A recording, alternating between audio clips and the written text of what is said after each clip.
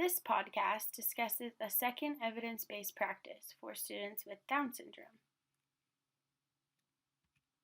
In this podcast, we will highlight the evidence-based practice of reinforcement.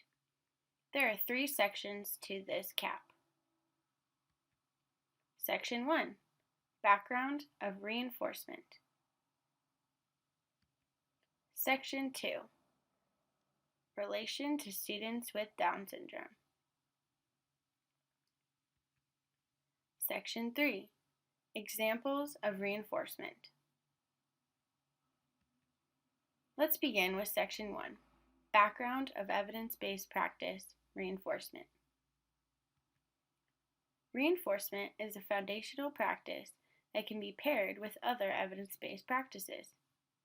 Reinforcement describes the relationship between learner behavior and a consequence that follows the behavior.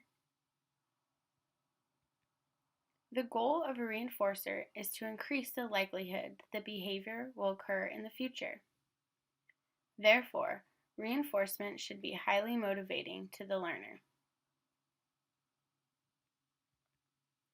To identify motivating reinforcers, a teacher can ask the student,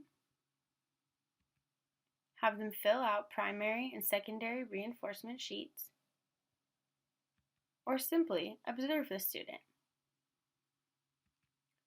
The chosen reinforcement also needs to be an appropriate fit for the target skill and be naturally given.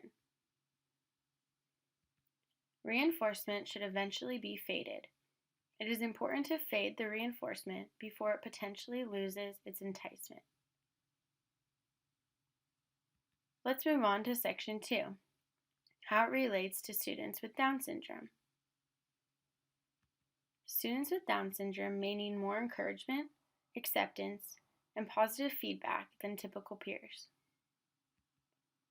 This can be due to their challenges with attention span, slower pace of learning, and delayed language and speech.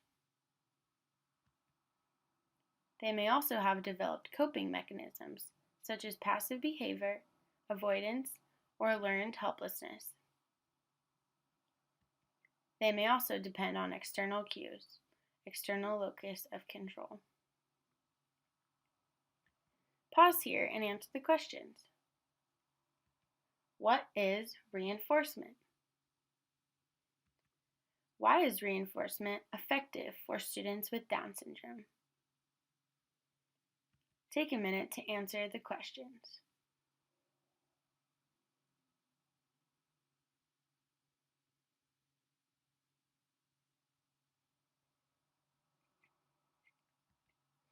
Last section, Section 3, Examples of Reinforcement. There are different types of reinforcement: positive reinforcement and negative reinforcement.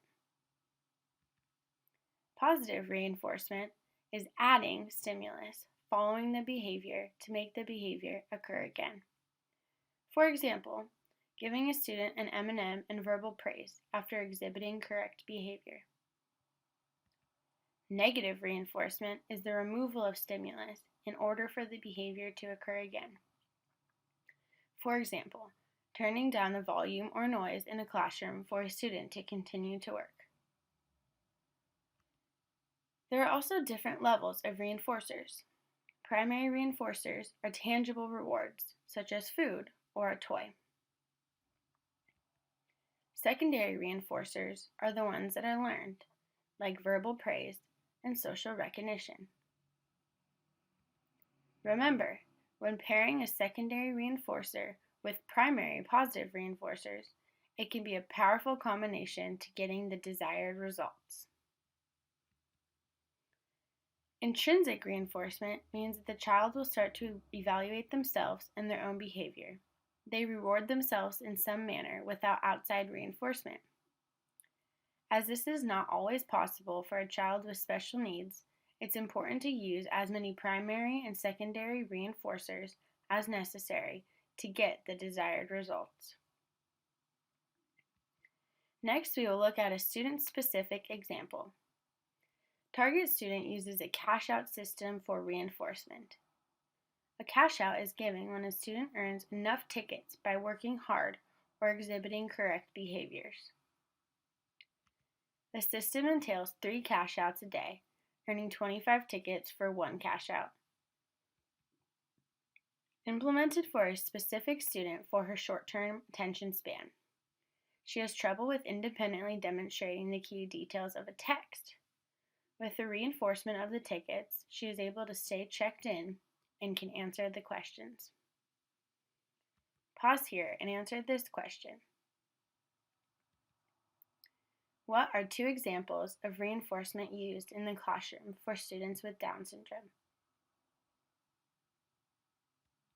Take a minute to answer this question.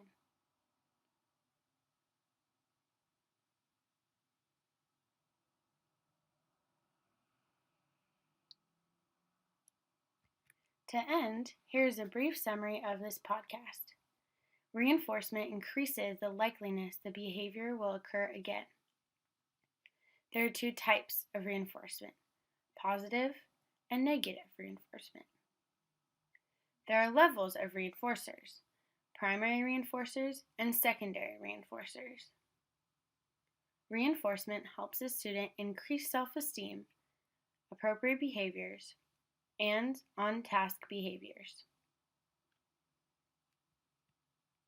Thank you for listening to our podcast.